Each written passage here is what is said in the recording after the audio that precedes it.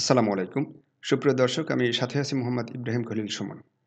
যুক্তরাষ্ট্র প্রবাসী সাংবাদিক মোহাম্মদ ইলিয়াস হোসাইন অভিযোগ করেন, অগাস্ট মাসের ৩ থেকে ৫ তারিখ আসিফ নজরুল সামরিক বাহিনীর সাথে বেশ কয়েকটি মিটিং করেন এবং ওইসব মিটিংয়ে শেখ হাসিনা পরবর্তী বাংলাদেশ যেন ভারতের নিয়ন্ত্রণের বাইরে না যায় সেটা নিশ্চিত করতেই বাংলাদেশের সামরিক বাহিনী এবং বাংলাদেশের সামরিক বাহিনীর মধ্যে ভারত প্রেমীদের সাথে বারবার মিটিং করেন আসিফ নজরুল। বাংলাদেশে ভারতপন্থীরা যাতে যার যার পদে বহাল থাকতে পারে এবং আওয়ামী লীগের লোকেরাও যেন বহাল তবিয়তে দেশে থাকতে পারে, সেই সব সিদ্ধান্ত গৃহীত হয় ওই সব মিটিংয়ে।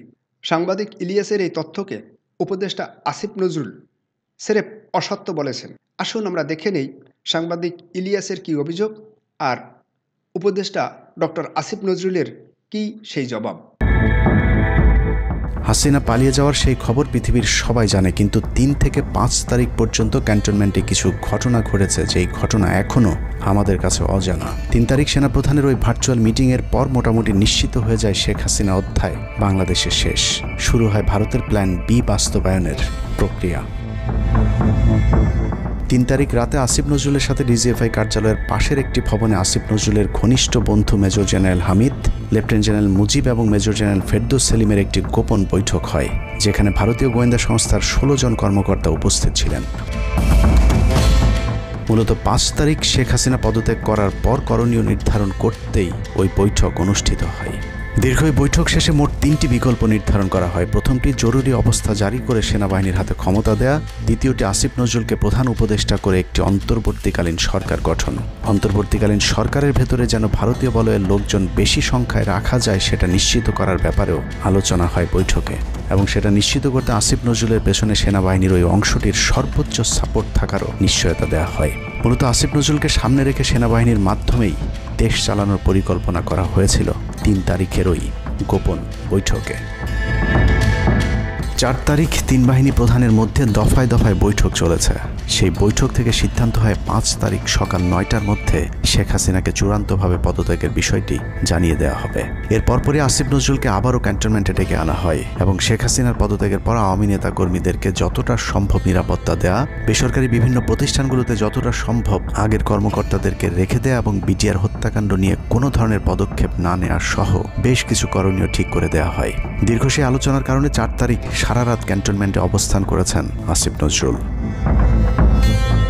তাৎক্ষণিক আসিফ নজরুলের কাঁধে ২টি দায়িত্ব দেওয়া হয়: আর্মির প্রতি সকলের আস্থা তৈরি করা এবং হাসিনার পদত্যাগের পরপর ছাত্রদেরকে সেনাবাহিনীর নিয়ন্ত্রণে নিয়ে আসা। কথা মতো আসিফ নজরুল ৪ তারিখ রাত এবং ৫ তারিখ খুব সকালে ক্যান্টনমেন্টে বসে ফেসবুকে তিনি ২টি পোস্ট করেন। পোস্টের প্রথমটি ৪ তারিখ রাতে সেনাবাহিনীকে প্যাট্রিয়ট সম্বোধন করে করা হয়, যেন সেনাবাহিনীর প্রতি ছাত্র জনতার আস্থা বেড়ে যায়, এবং পরেরটি সংখ্যালঘুদের বাড়িঘরে হামলা না চালানোর অনুরোধ করে পোস্ট করা হয়। দুপুর ১২টার আগে আসিফ নজরুলের করা হিন্দুদেরকে নিয়ে ওই পোস্টে প্রমাণ করে আসিফ নজরুল আগে থেকেই জানতেন কিছুক্ষণ পর আসলে কি ঘটতে যাচ্ছে। আমরা এখন আর্মি চিফের সাথে একটা আলোচনায় আছি।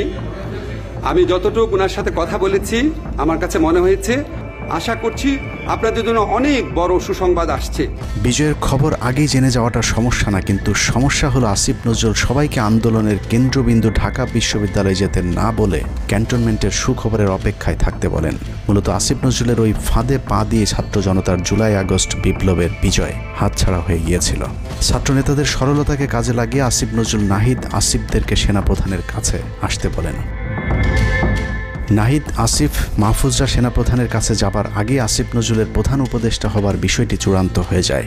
সমন্বয়কেরা পৌঁছানোর পর সেনাপ্রধান তাদেরকে জানায় আসিফ নজরুল হচ্ছেন প্রধান উপদেষ্টা, কিন্তু ছাত্ররা ডক্টর মোহাম্মদ ইউনুসকে প্রধান উপদেষ্টা বানানোর দাবি করলে আসিফ নজরুল তাদেরকে জানায় ডক্টর ইউনুস প্রধান উপদেষ্টা হতে রাজি নয়। কিন্তু ছাত্র নেতাদের সাথে ইউনুসের আগে থেকে যোগাযোগ ছিল, যে কারণেই সেনাপ্রধানকে ছাত্ররা জানায় আমরা ডক্টর ইউনুসের সাথে একান্তে কথা বলতে চাই।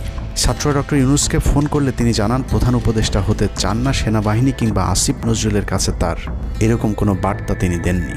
এরপর ছাত্র নেতাদের দাবির মুখে ইউনুসকে প্রধান উপদেষ্টা বানাতে বাধ্য হয় সেনাবাহিনী। ডক্টর মোহাম্মদ ইউনুসকে প্রধান উপদেষ্টা করা হলেও ক্ষমতার কেন্দ্রে থেকে যায় ভারত নিয়ন্ত্রিত ক্যান্টনমেন্টের মদতপুষ্ট আসিফ নজরুল, যাকে তারা সুনিপুণভাবে গেল এক যুগে তিলে তিলে তৈরি করেছেন। আসিফ নজরুল তার মন্ত্রণালয়ের বাইরেও সবখানে নিয়োগ থেকে বদলি বরখাস্তের একক ক্ষমতা ভোগ করতে থাকে। 3-4 তারিখে রাতে আমি ক্যান্টনমেন্টে ছিলাম, আর্মি অফিসারদের সাথে নিয়ে ভারতের দালালদের নিয়ে আমি মিটিং করেছি। আমি অবাক হয়ে যে মানুষের কল্পনার তো একটা সীমা থাকা উচিত। মিথ্যা কথা কেন বলবো? আমি ডিটেইল বলবো, শুধু আপনাদের একটা কথা বলে রাখি। একটা ভিডিওতে নাকি দাবি করা হয়েছে 3-4 তারিখে রাতে আমি ক্যান্টনমেন্টে ছিলাম, আর্মি অফিসারদের সাথে নিয়ে ভারতের দালালদের নিয়ে আমি মিটিং করেছি। আমি অবাক হয়ে যে মানুষের কল্পনার তো একটা সীমা থাকা উচিত। 3 তারিখে মাহবুব মোর্শেদের সাথে শহীদ মিনারে সমাবেশ করার পর রাত 9টা পর্যন্ত ছিলাম, বাসায় গিয়েছিলাম। তারপরে অধ্যাপক মোস্তফা মামুন ঢাকা ইউনিভার্সিটি ফুলার রোডের 19 নম্বর বিল্ডিং এ দোতলা ডান দিকে থাকেন, তার বাসায় রাত্রে থেকেছি। শুনেছি আমাকে মেরে ফেলবে অথবা গ্রেফতার করবে। 4 তারিখের রাতে সন্ধ্যার পরে অনলাইন অ্যাক্টিভিস্ট যারা ছিল তাদের সাথে একটা প্রোগ্রামে অংশ নেই, সেটার অডিও আপনারা অনেকেই শুনেছেন, যেখানে আমি বলছিলাম আমাদেরকে মেরে ফেলতে পারে, আমাদেরকে সবাই বলছে পালিয়ে যেতে। রাতে 9টা, 9:30, 10টা পর্যন্ত। তারপর আবার ওই মোস্তফা মামুন বললাম না, নাম উল্লেখ করে বললাম, ট্রিপল ই টিচার প্রফেসর, আবার তার বাসা ছিলাম।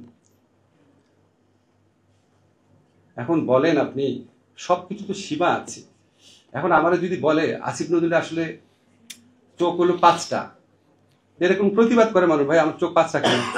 সবকিছু তো সীমা আছে একটা, মানে তখন আমাকে যখন কেউ বলে ভাই এটা আপনি একটু ক্লিয়ার করেন, কি ক্লিয়ার করবো?